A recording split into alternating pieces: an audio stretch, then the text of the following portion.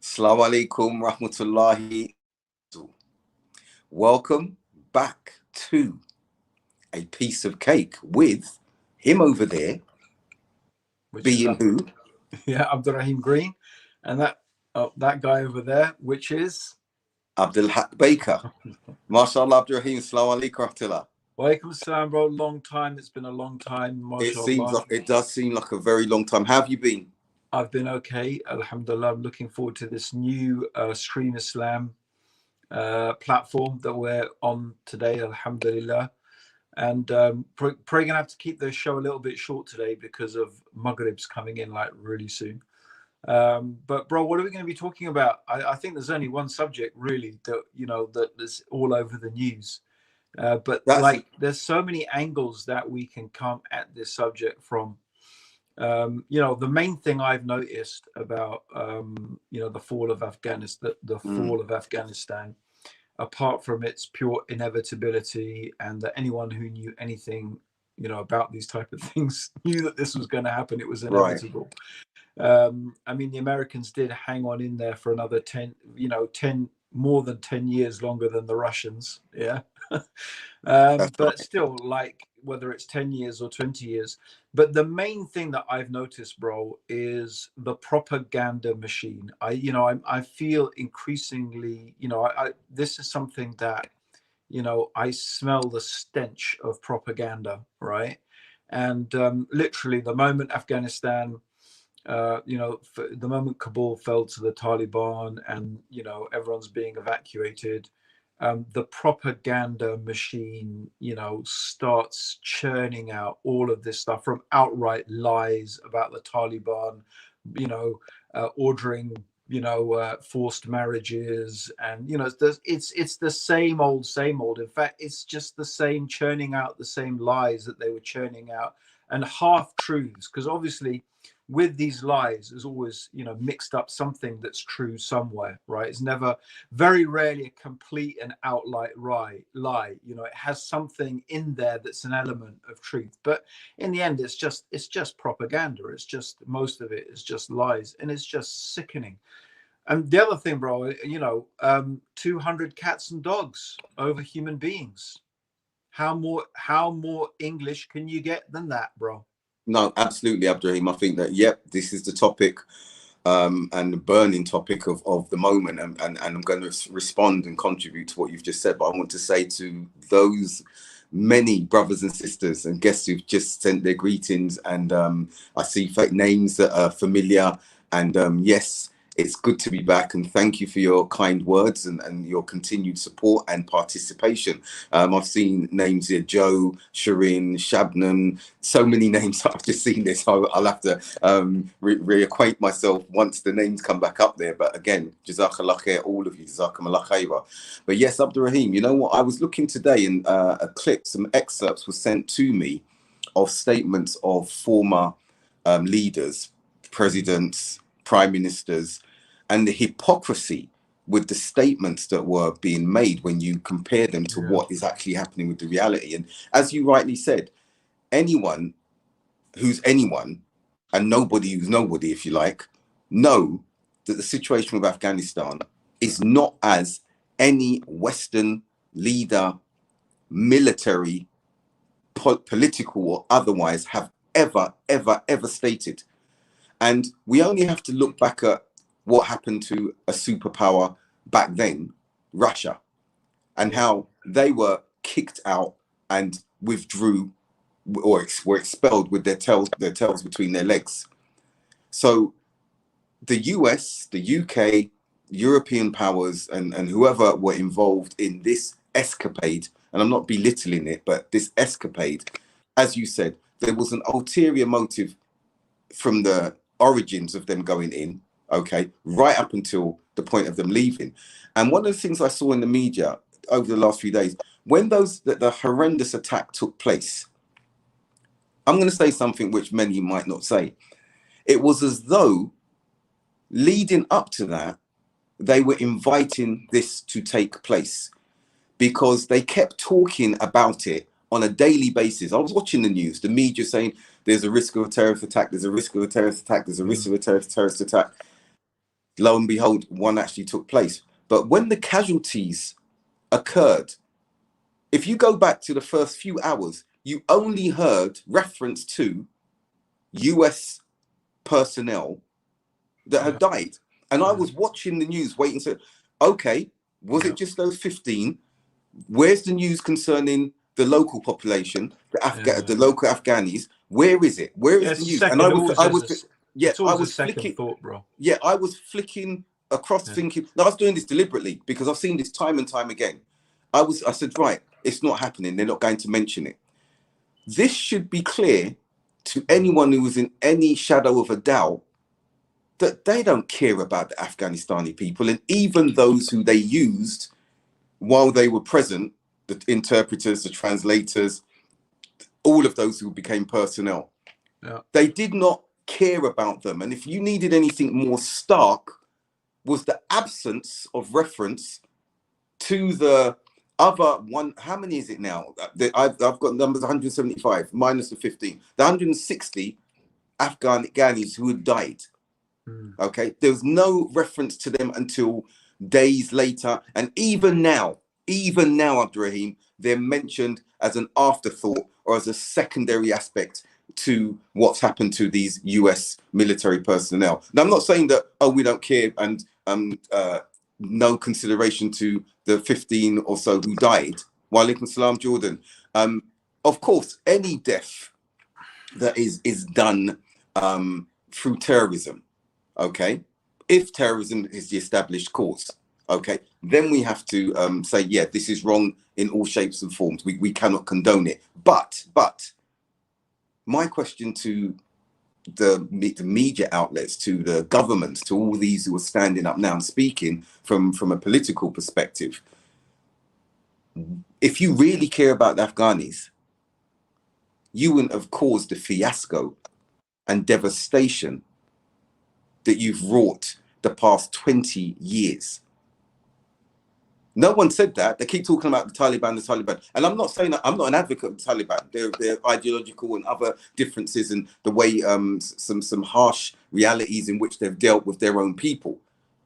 But that's all we seem to be referring to. Let's refer to the flip side of the Western involvement in Afghanistan. We need to talk about both if we're going to be talking about a complete, comprehensive, contextualized understanding. So I agree with you, Abdurraheem, that the proper propaganda machine is in full swing now, and the smell is stifling. So we need to really make sure that we are reading between the lines, looking beneath what is being said, and understanding the reality of what's happened. We've seen the devastation wrought by the West in Iraq. We've seen the devastation wrought across many Muslim populated majority countries. And let's go back even further. We've seen what the West has done and how they've destroyed the African continent, the Americas, the Asian subcontinent, when they've left post-colonialization. This is just a 21st century hybrid version of what has been done for centuries now. Yeah, and what, $36 billion spent on this fiasco.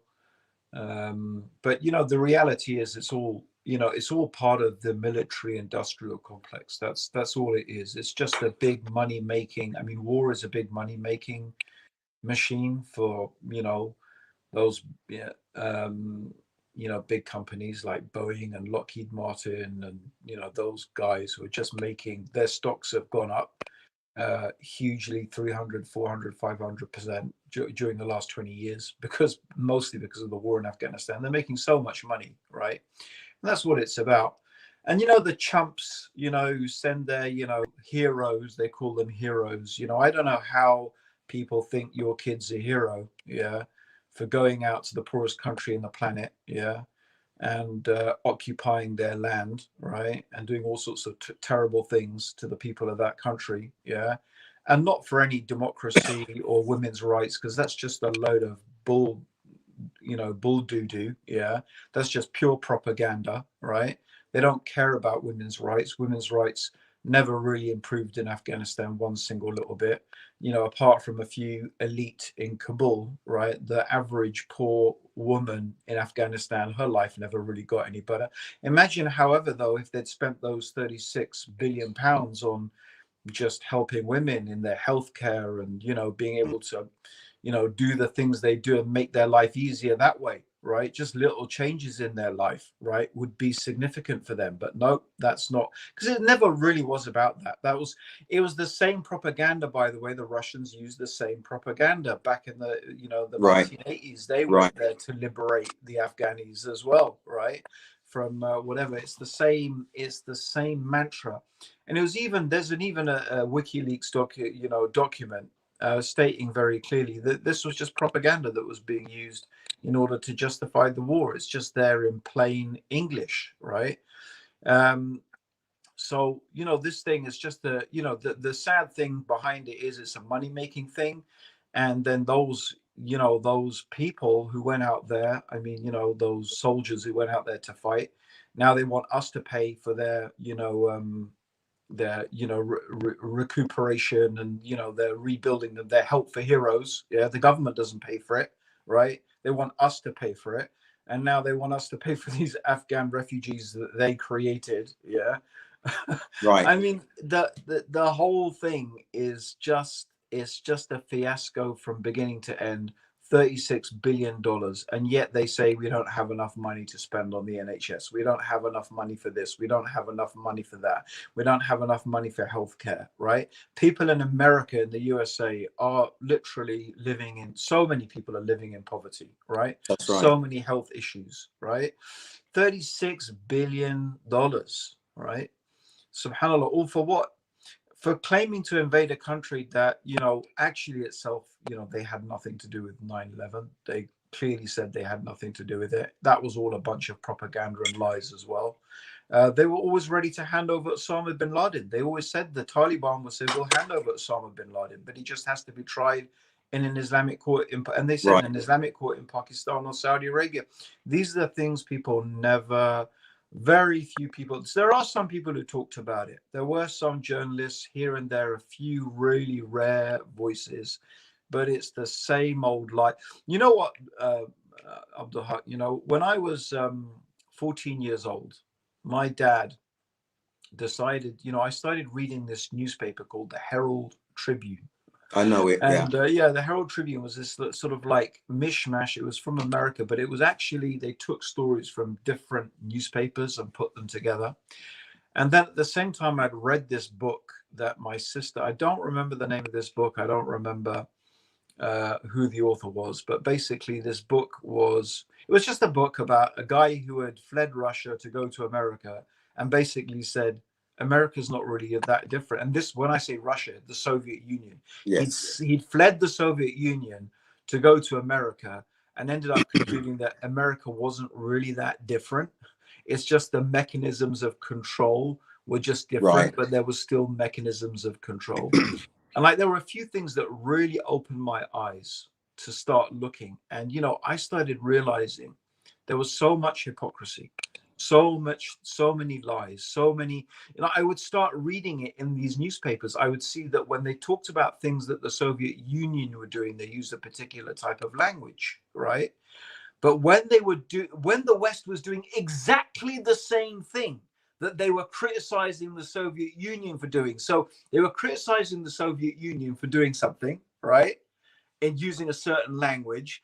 And they were doing exactly the same thing in another country, and they'd use a totally different. Let me interject. What you're saying, language. in evidence of what you're saying, this is very true. Yeah. 2 points.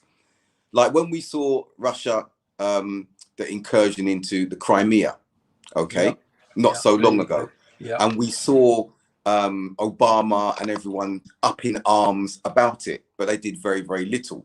But hey, you were in Iraq, you were in Afghanistan, your tentacles were everywhere else. You were interfering in many African countries and still were. Let's go back to what they did in the Americas. in some of the countries like Chile and what they were doing in the Americas with CIA involvement and toppling governments and assassinations in the Democratic Republic of Congo of their leaders at that particular time, instituting puppet leaders and everything like that. So you're right. They were doing exactly the same, if not worse, than Russia in that particular instance. And then again, let's look at it from an ideological or theological point of view now, Abdurraheem. If you and me sat here saying we should go into this particular country and Islam is what they need and it should be implemented, and these forces that are going in and implementing Islam, the women need Islam, they're just naked and they're fornicating, and the men, and they're licensed, they're adulterers, and Islam is the way. Now let's flip that language and that terminology and say, as they've been saying, they need democracy. Democracy is going to liberate them. Freedom for all, justice for all. Democracy is an ideology. But they're okay advocating it,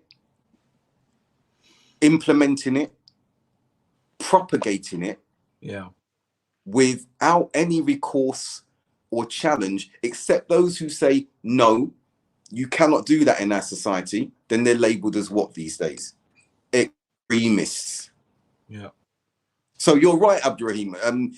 It's amazing that, or is it amazing that it's become so blatant that many are desensitized, or many have actually given up?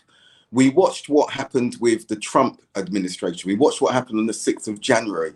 We've watched these clips coming forward now showing the blatant lies and contradictions and misstatements from leaders, right up to Biden, right up to Biden and what he's saying. And let's look at another aspect, Abdurraheem.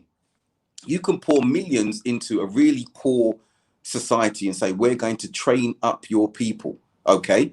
Now, if you and me, we can't get jobs in our society, we can't get married in our society because we don't have jobs to marry and maintain a family and everything like that. And then suddenly, hey, we're going to have a salary, we're going to have uniform, we're going to have big guns, big toys. And we know in ourselves that when we fight, these people are really going to do the fighting for us. And hey, it's not going to really happen because life is cushy now. So I've got my job. I look all nice and proud. I've graduated according to their standards. And the standards they've implemented, Abdurraheem, are not very high anyway. Because as you said, Lockheed Martin, everyone else, they're the ones getting the bulk of that money for going in and training, doing consultancy, doing advisory roles in this particular instance. And the ones who got the breadcrumbs of that, but to them, the breadcrumbs are better than nothing. That looked like a whole loaf of bread compared to having nothing, were these so-called military who were being trained. So it's no surprise that within days, what were they doing? Take off your uniform, hand in your weapons, go back to your villages, you will be safe. And you and me would be like, yeah, they've been going 20 years, these people, and I've been trained for 6 months or a year, never seen combat in my life. My shiny uniform doesn't look so shiny after all. These big guns are not going to protect me from these war-hardened individuals. So yeah, take my gun. Do you want my uniform? Okay, actually, I will burn it, and I'll go sit very quietly back in my village like I once used to do. Yeah, I mean, we're not the only ones who know this, Abdurraheem.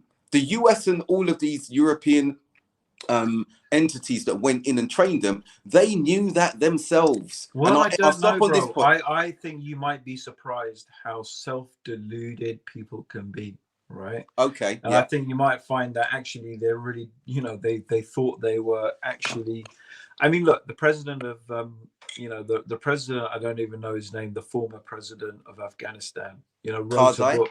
Yeah, 𝐀𝐂, whatever his name is, actually wrote a book. Yeah, how to reform a failed state. Yeah, and what was really interesting? I read a very interesting article that was posted on one of the groups that I'm on, and it was basically one of the other things that come out of Afghanistan is how experts are pretty useless at actually really understanding what's going on at all. And there was actually a really interesting study done about this by an expert. An expert did a study on experts and found out that basically a well-educated individual who has good intellectual habits is just as likely to get information right as experts. And this, whether this is in ethics or politics, or even, by the way, in the area of medicine and vaccines and all of that type of stuff, right? So, we always keep on hearing, oh, the experts, you're not an expert in this and you're not an expert in that. And it's very interesting that when it comes to broad conclusions about the consequences, when it comes to examining statistics, right, and coming to conclusions by examining statistics and that type of information, experts are actually not any better than just a well-informed, intelligent individual. Yet this whole thing, like you were saying, for example, right, where did most of the money go? Most of the money went, well, a lot of it went to these experts, right? The whole thing was, based upon all of these experts, these people with PhDs, right? Doctors, a bit like yourself, who spent all of this time studying all of these type of things. And basically, yeah, they're not really very good at getting stuff right. And I agree. No, Abdurraheem, I agree. You know what? I'll come back from a personal experience. You're absolutely right. After 9/11 and some of the experiences, and when I took my stance, our community took the stance that we did, and I was being called to all of these conferences to speak. And I was being called as a layman, which I am, and I still consider myself that, Alhamdulillah. And after I'd speak, they'd have the experts coming on board. And I looked at them, and I was thinking, you wouldn't know extremism unless if it came and bit you on the nose. You've just gathered all this data, looked at particular areas. So I then decided myself, said, no, I'm not going to have these people talking about our reality. That's what galvanized me to do my PhD. Literally, that's what I thought. No, I know what I'm talking about. Let me test and try out some theories and develop some theoretical frameworks and apply them and say whether they really work or not, because I'm closer to my communities. I'm closer to the issue that they're talking about. So, and when I did that, Abdurraheem, you'll be surprised, and I'll let you know, one of the universities that I used to teach is a leading counterterrorism university in the UK. I worked for them, delivering lectures, explaining what Islam was, explaining the context and everything. And I'd be lecturing to some military who were in Afghanistan. One of them contacted me privately and said, I did not know what I knew until you told me. And I went back to his unit and everything and explained, these are not the enemy. I felt so glad that he said that. He contacted me privately to tell me, I haven't heard this context before. Well, there's a top general actually saying that now, by the way. One of the no, I know, but this is what I'm saying, Abdurraheem. So this individual was obviously in control of particular military detail and everything. And I had various individuals, professionals, students, and as students. But the funny thing is, that same university, when a vacancy came up not too long ago for a position that I was doing part-time, everyone contacted me and said, you need to go for this. It's got your name written all over it. So I thought, okay, I'll go for it. Abdurraheem, the same people didn't even give me a look in the sense of, there's like, yeah, he is the one this has got his name written on it, but they wanted a different profile. I'm not going to say the white face profile, but they wanted a different profile, not someone who was a Muslim or a practitioner in the ground. What they want, bro, is just you see, basically it's a self-perpetuating, backslapping old boys club, right? Where that's all they want to do. They just want to keep on churning out these basically pretty much useless papers. Yeah. Right. And it's just a way of just keeping them, busy and, keeping them in academia and, like that's the thing. It's and just siphoning like so funds. Siphoning funds that can be used. And Makita is right. They're just talking empty hypothetical debates, which leads to no action. And I remember when I was being called to all of these events around Europe and everything, and I'd be seeing the same faces, and I thought, no, I'm not going to be a part of this. Okay, I'm the same faces, same funding. Oh, hi, good to see you. Saying the same old thing, no experience whatsoever. So for me, what you said, that observation that you gave, I think is a very, very valid one. And again, how do you know an expert? You can't be a self-acclaimed expert And who refers to you as being an expert? Is it from your own group or your own cohorts that refer to you as an expert, or are you recognized as an expert well, I mean, this by is the those thing, externally? So, I mean, you know, so, sort of it goes back to an old discussion with us, isn't it? And it goes back to the old discussion that, you know, the whole issue of taqleed and, you know, yes, having, you know, thinking that you have to go to some madrasa and you have to have some whatever, right? And that Islam is only accessible to experts. I mean, obviously, you know, the interesting thing about this article is that, I mean, obviously it was talking about Western academia, but I mean, it was clear that there's obviously extremes. That there is the extreme of every Tom, Dick, and Harry, yeah, just putting their opinion forward, and obviously, right, you know, like right, just talking out of their, you know, inappropriate place. Yeah, there's that particular, you know, obviously that's just worthless, right? But the point being is that any reasonably intelligent person, right? And this comes back to something that, you know, that I keep thinking about, is that how is Islam not understood by any reasonably intelligent, clear thinking person? or Right? expert, Is or Islam expert. so difficult and so incomprehensible and so intransient and so, you know, so opaque and so like difficult to understand that only some super elite? And it's very interesting. I was on a particular group, and you know, I hardly comment on this group, but I made a particular comment, and you know, some of the replies you get, you think these people are you know, you think, is this guy even a Muslim? Like, you know, it was more like something that would come out of a philosophy book, yeah, than the mouth of and I'm thinking, oh, these are supposed to be sort of imams and scholars and leaders of the Muslim community. I get quite exasperated, you know. And No, this you're whole right. thing So of experts the whole time, bro, you know. Razina And just mentioned a comment which is, I think, is quite valid, that they're focused on problems, not solutions. And I think that's a key thing there. And if we are experienced Muslims, we should be referencing directly or indirectly our deen as a foundation of how to move forward, how to progress, yeah, how to address the issues and the problems that are actually there now. And I think one thing that's important, Abdurraheem, in the context of what we're speaking about now, and I'm glad you've mentioned that, we can't be too far to the left, where and left in the sense of a spectrum where any Tom, Dick, or Harry yeah, puts their comments and they browbeat people with those comments.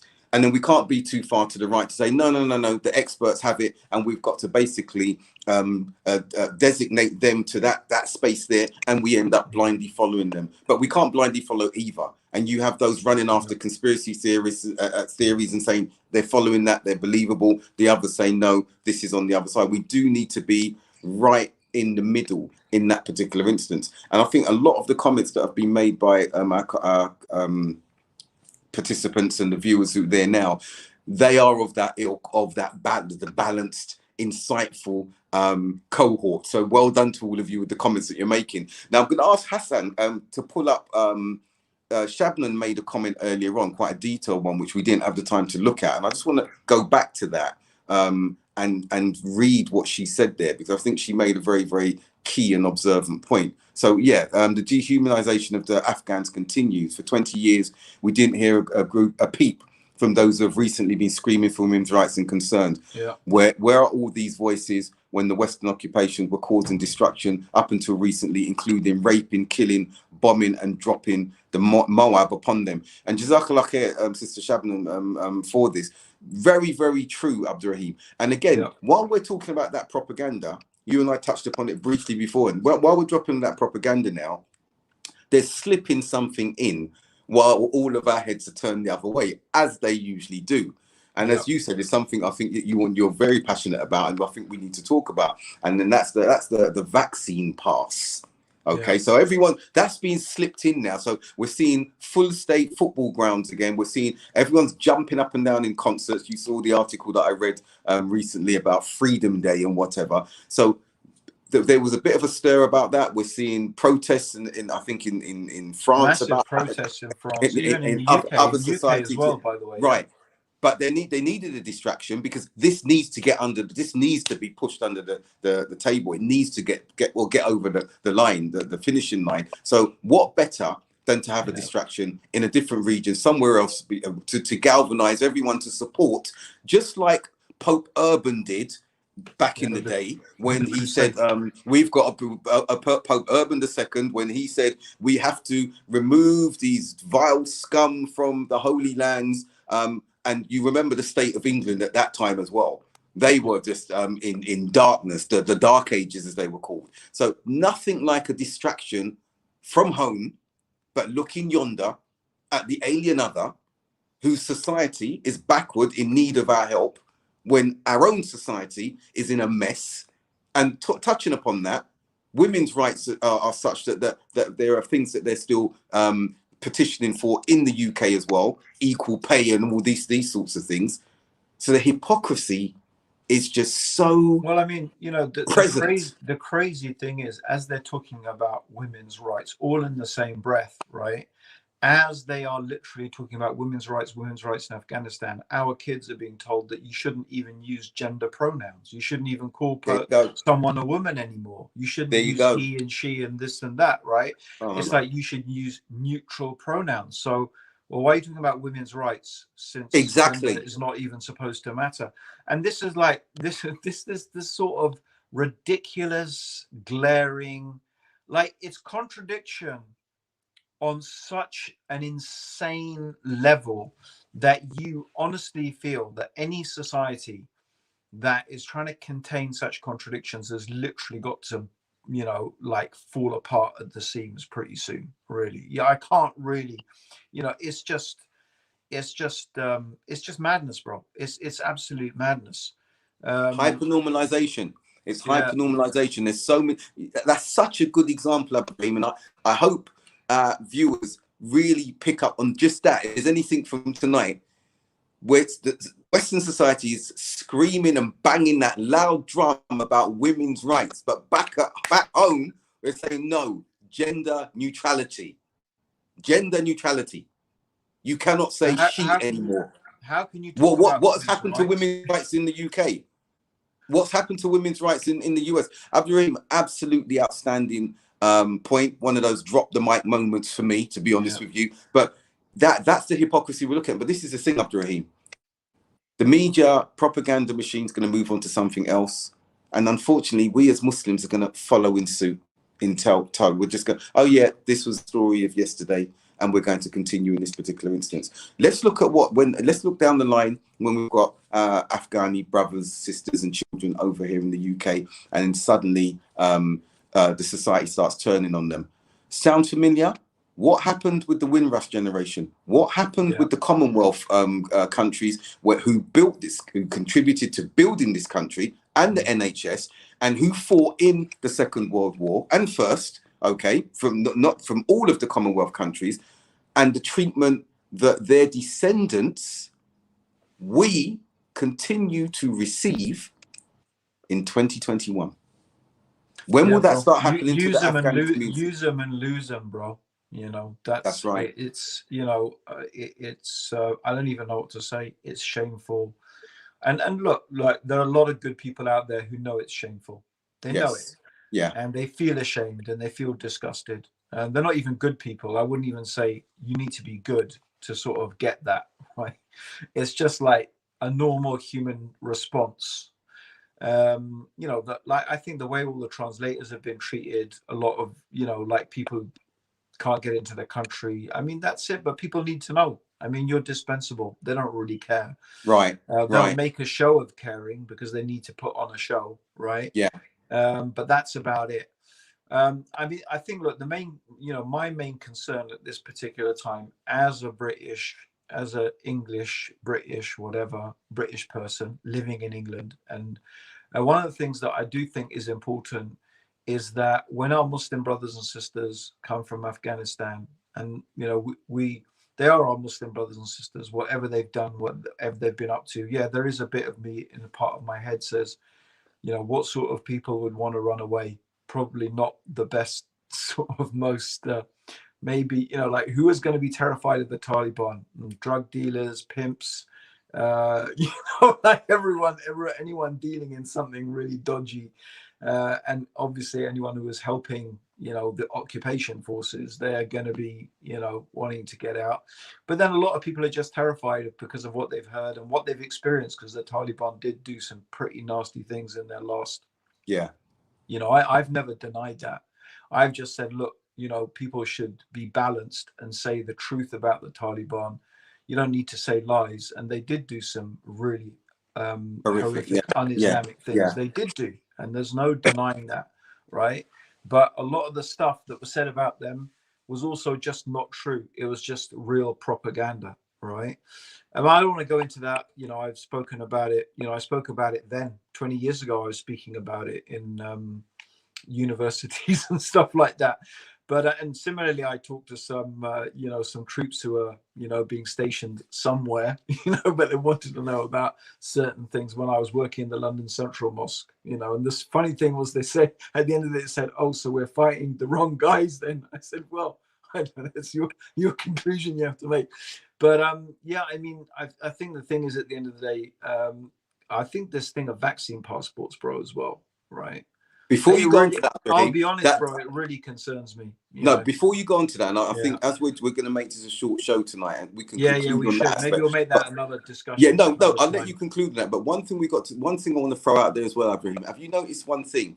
When Daesh, ISIS were wreaking havoc, and they're starting to do so, as the news is highlighting in some of the African countries, if it's in fact them or not, some other entities in itself.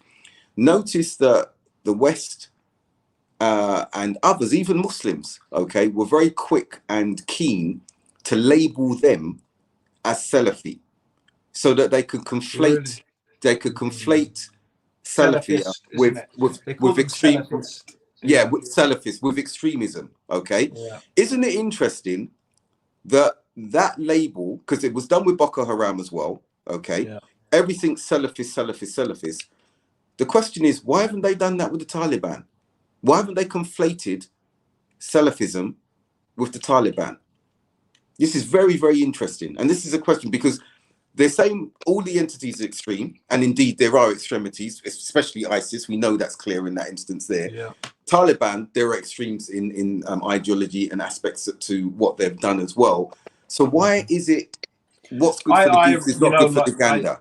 I think that at the end of the day, they've realized they're never going to win in Afghanistan. It's not going to happen. The Taliban, sooner or later, their takeover was inevitable, right? They might have been able to hang on another 10 years or whatever, or even maybe indefinitely. But the Taliban, by the way, for 15 years or something around that, had already had control of probably 80% of Afghanistan anyway. The rural areas were always more or less under the control of the Taliban, right?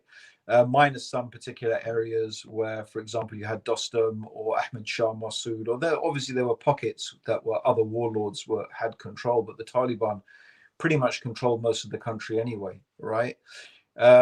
So I think they've just come to terms with the fact that the Taliban are the power brokers in Afghanistan.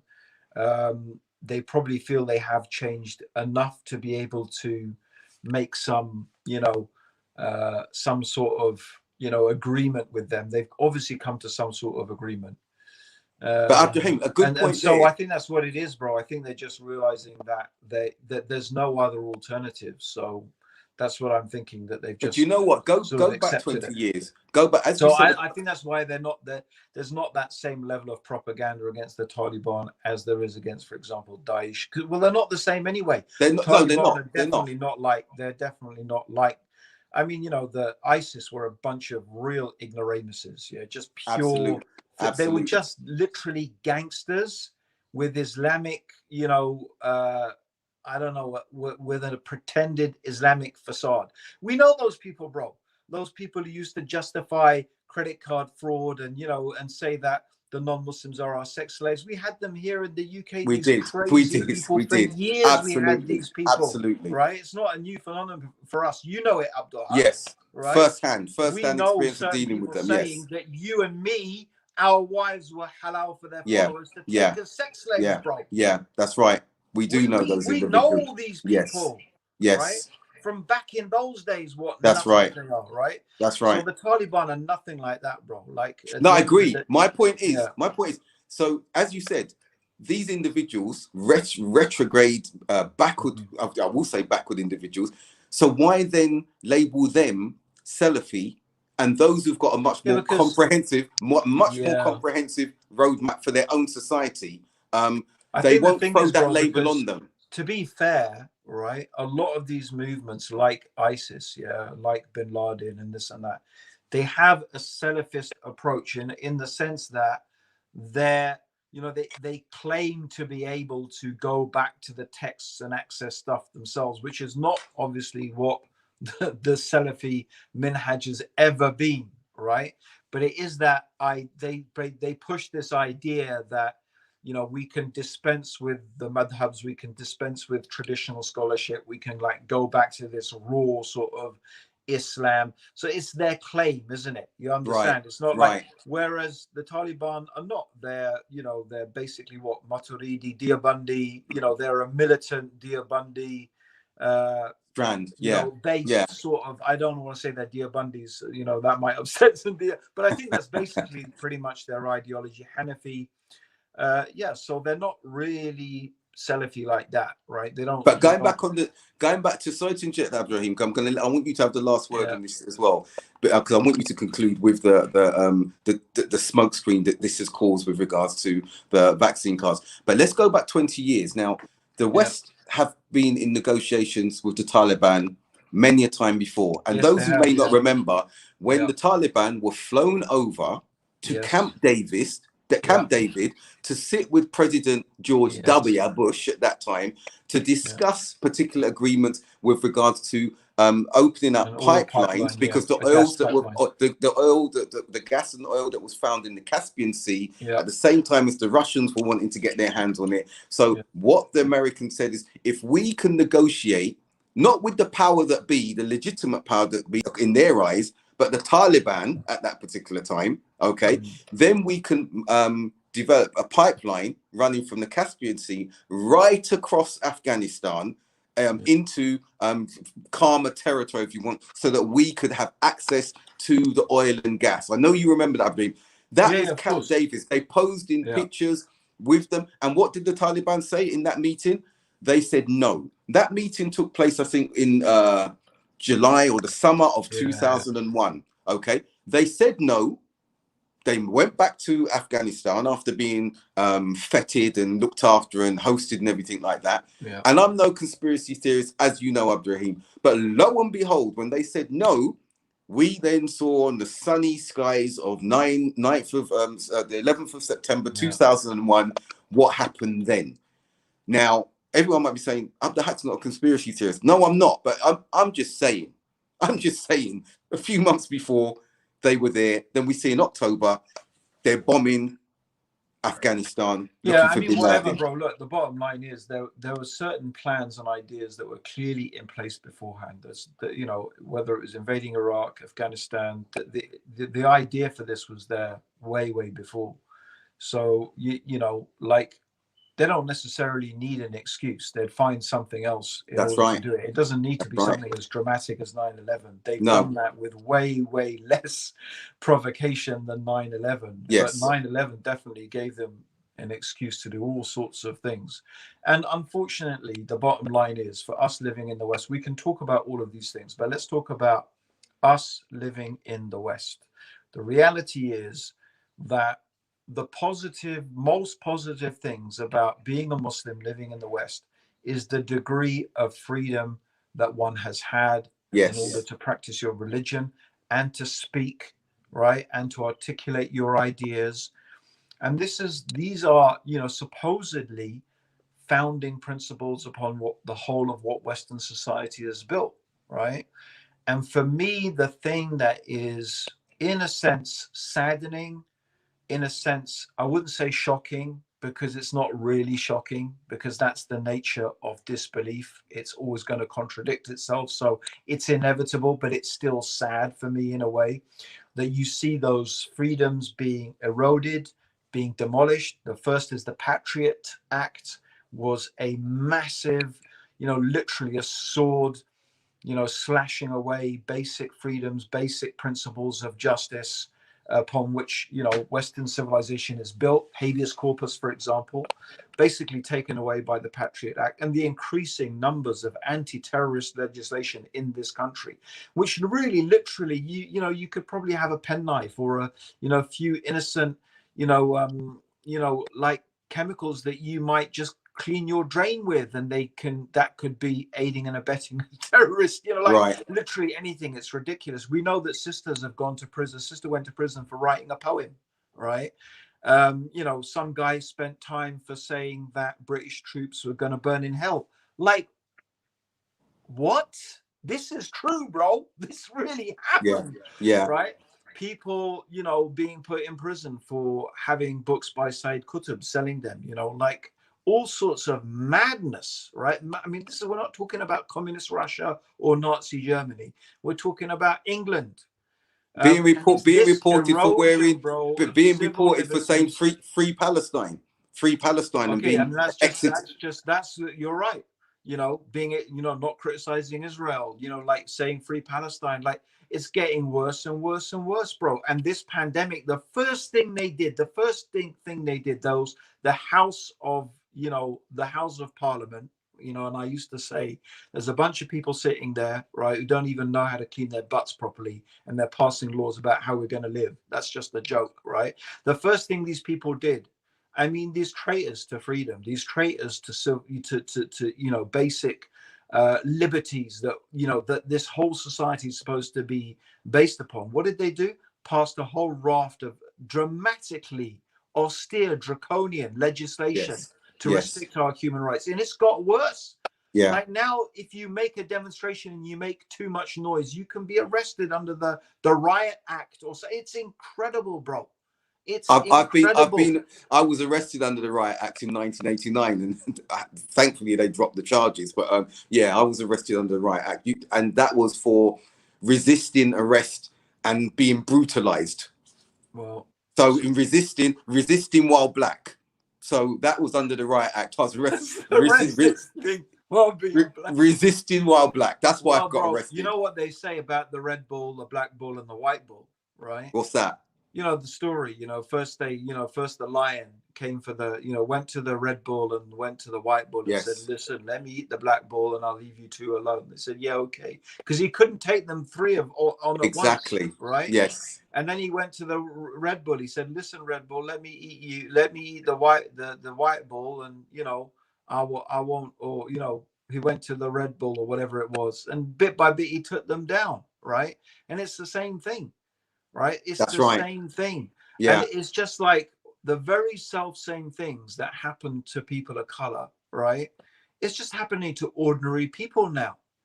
It's happening to ordinary people, right? And an interesting comment. And they were just quiet. Yeah, the interesting comment there. I saw an excerpt, a clip of a video of one soldier, and it was profound what he said, but it was very simple. Just to speak to your point, he said, they're sending us poor people in the military to go and kill poor people in another country, while the only people who benefit from this are the rich. COVID vaccine cards now, because this is all part and parcel. The crazy thing is, you know, like we don't have to, you know, we live in a system where you don't need to put up with it, but you do. Yeah. You keep voting these people into power. You keep voting them in. Like English people, the British people voted Boris Johnson and his Conservative government into power, right? They could have voted for Corbyn. They didn't, right? The crazy thing is when you look at policies, right? When you look at which people agree with policies. So if you look at it from a point of view of, here are the policies and these parties have this policies, which most people in this country actually agree mostly with the policies of the Green Party and the Lib Dems, but they don't vote for them. So yeah, because the proportional whose representation. Fault is that, bro? Whose fault is that? But that, yeah, and because of the system of proportional representation, those who get the majority don't win. But then again, Abdurraheem, I'd say put this out there, and I'm looking at it from American perspective, and I'll say from the UK perspective as we're looking at politics. I'm not saying don't vote, and I'm not saying do vote. I'm not saying anything on that. But my question is, when we look at the Conservatives and the mess that they create. When we look at Labour, for example, and the policies they have, or the Democrats and the policies, there's a liberal extremism there, where all these the liberal fascism is very ugly. Yeah, it is, bro. It is. It's no doubt about it, bro. I'll be honest. Like my gut, you know, I'm probably much more inclined towards conservatives than I am towards. It didn't used to be like that, but I just, it doesn't make any difference, bro. It's so confusing these days. No one stands for anything they believe in anymore. You used to think conservatives will stand for individual liberties, individual freedoms. They will never allow something like that's a socialist, communist, you know, way to go. How are they going to allow passports that control people's lives like that? Right. But the last thing I want to, and I think maybe we should have a show about this and talk about it. But the last thought I want to leave with is literally, I heard it today on this guy I follow on Instagram. He said, listen, if you now have a passport where you are not allowed to shop, or you're not allowed to go to a public place, you're not allowed to go to a cinema or a football stadium without a COVID passport, right? What is going to stop them adding something else in 5 years time? Adding something else to that passport, not just now COVID. Oh, you have to have some other thing. You have to have attended this training. You have to have attended this indoctrination camp. You have to have attended this or that, or, you know, you have to, let's take it 20, 30 years time. You have to hand your child over to us for 5 years time, while we sexually pervert them and, you know, decide what gender they're going to be, or whatever, or what curriculum they should follow, as is happening now, or whatever, bro. Like, why do you think they're just going to stop? Why would they stop at vaccines? And Abdurraheem, go one step further. Stop handing over power, right, to corporations and governments. They should have zero control over our lives. You're right, but Abdurraheem, let's look. Okay, that's a very good point, and I'm 100% with you. Let's discuss it next week, bro. We will, but I'll leave this with you. Look at those who have stood against such power. What have they done? We've seen them institutionalized, dead, or we've been told, marginalized them. They're mad. And the people have followed like sheep and said, they're mad. Or they committed suicide, which they didn't. Or they've been institutionalized because they went mad from their own crazy ideas. That's what happens when you continue to buck the system. So, but if the majority of us are bucking the system, it's the people who are in the system that are mad, and we're the same ones. So what you're saying is right. We need to wake up. Everyone needs to wake up and have the fortitude to move together.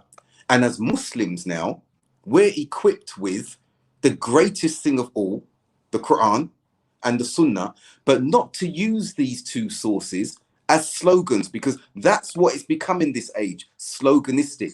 We've got to be implementing them ourselves, and we then have to stand and enjoin the good and forbid the evil, as we are a nation of that, as we've been told in the Quran. And I'll let you conclude. No, that's a good conclusion, bro. Jazakallah khair. You know, at the end of the day, we know that. But, you know, that's it. I mean, at the end of the day, life is short. What's going to give you the most courage? And I always think that, you know, it's completely the opposite of what, you know, Karl Marx supposedly said, that, you know, religion is the opiate of the masses. Because if you really look at true religion, you look at the prophets, they stood against tyranny, they stood against oppression, they stood against injustice. You just need to look at the whole story of Musa and Pharaoh. Look at Musa and Pharaoh. Right? Yes. You know, look at Yusuf, how he suffered at the hand of his brothers. Look at Isa, you know, how he stood against the Pharisees and the Sadducees and the corrupt priesthood and the corrupt, you know, Roman, you know, chumchas of the time, basically, because that's what they were. They were under they were basically controlled by the Romans. You know, you look at the stories of all of the prophets, because almost always they were standing against the rich and the powerful. Yes. And that's the ultimate empowerment system. You know, when you realize, look, we can make a big deal about all of this stuff, but the bottom line, this life is nothing. We're here for a short time, right? And, you know, what we need to focus on is worshiping Allah alone, right? We can talk about the hypocrisy of the West and Afghanistan and vaccine passports, but the bottom line is none of it really matters that much compared to, you know, making sure we worship Allah, we connect with Allah, we put our faith in Him. But like you said, bro, that enjoining right and forbidding the wrong is an essential component.